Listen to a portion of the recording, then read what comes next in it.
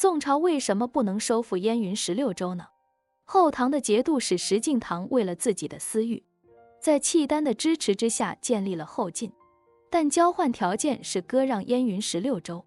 就这样，契丹没有损失，一兵一卒就得到了燕云16州。之后就开始对中原不断地发起战争了。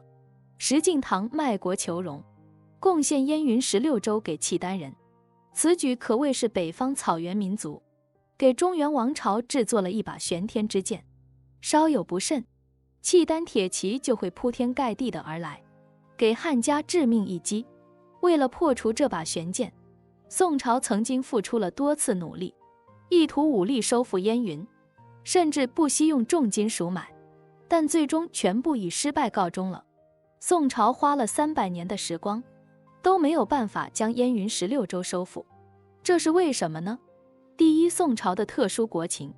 宋朝开国皇帝赵匡胤原本是个武将，他通过黄袍加身的方式获得江山，因此对他来说，武将是比较恐怖的存在。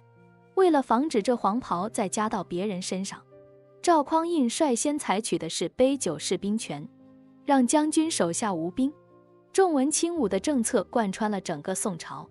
赵匡胤到死也不忘交代后继者，要重用文臣，不杀士大夫，而他的后代子孙也贯彻得很好，像岳飞这样的名将都可以杀，士大夫一个都没杀。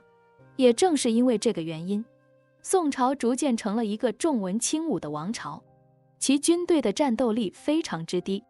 第二，错失了好时机呀。建国之初，赵匡胤错失了最好机会，将这个难题留给了后世。赵匡胤黄袍加身之后，面临2个选择，一是向北进攻，先灭北汉再收复燕云16州，然后继续向北，这是一个一劳永逸的激进办法。平定北方之后，南方就是一些小的政权了，很好收拾。第二条路呢，就是先平定南方，再打北方。赵匡胤他选择了第二种保守策略，北汉他都没有打下来。赵光胤死后，公元796年，吉帝太宗赵光义登基于979年灭北汉，其后2次征辽军大败，自此由进攻转向防御。有人说宋朝的对外战争胜率在70%以上，而这70%实际上胜的都是一些防御战和小规模的击退战。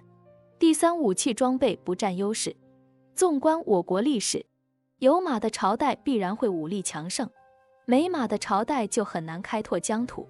我国只有2个地方能产出优质战马，一个是热河察哈尔这一片，一个是陕北西边的河套地区。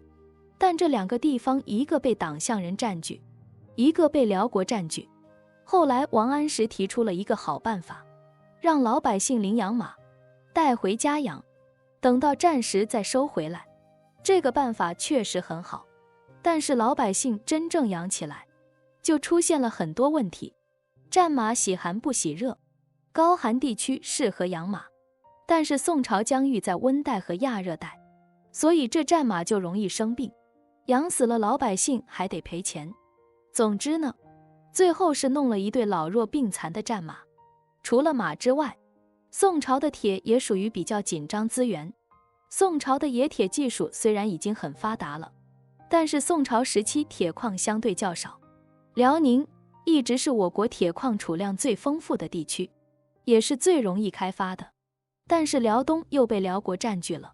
中原地区对付游牧民族，一直以来都会依赖铁器优势，但到了宋朝，这个优势没有了，辽国占据了一直传承中原文化的燕云16州，农耕冶铁技术有了长足发展，此消彼长，这差距就日渐明显了。第四，地理位置关系。燕云16州由于地势较高，本就是一个易守难攻的地方，所以宋朝在对方顽强抵抗的情况之下，拿不下这片土地也属正常。第五，南宋君臣不图进取。自从靖康之耻之后，南宋王朝的统治者和文臣变成了懦弱的代表，他们觉得这片江山能够继续传承下来，已经是一件不容易的事了，所以他们宁愿偏居一隅，也不愿意拼死一战。即使岳飞当年有机会打胜仗，但还是被统治者和文臣给阻止了。欢迎关注我的频道，这样就不会错过更多精彩内容。